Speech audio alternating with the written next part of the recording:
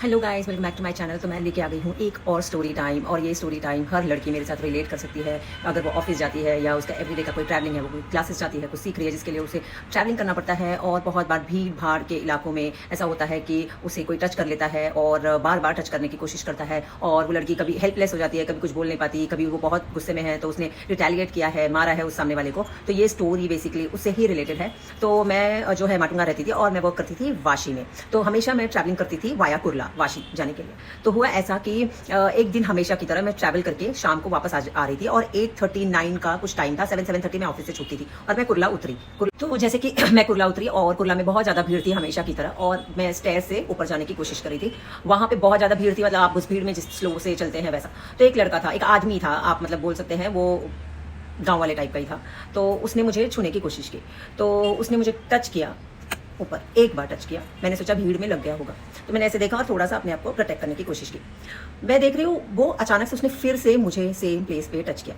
मैंने उसको बोला जरा देख के चल, तो वो बोला देख के ही चल रहा हूँ। फिर मैंने उसको बोला ऊपर हाथ लग रहा है बार बार, जरा हाथ संभाल के चल। तो उसने मुझे फिर से टच किया उस भीड़ में। मुझे इतना गुस्सा आया, मेरे हाथ में फोन था, बैग था। मैंने अपने यही हाथ से, इसी में बैग था, इसी में फोन भी था हाथ में, मैंने वैसे ही उसको जोर से, मतलब वो थोड़ा आगे गया, उसके यहाँ पे पकड़ा और उसको खींचा पीछे। और उस खींचने में ना मेरे हाथ से मेरा फोन गिर गया उस भीड़ में।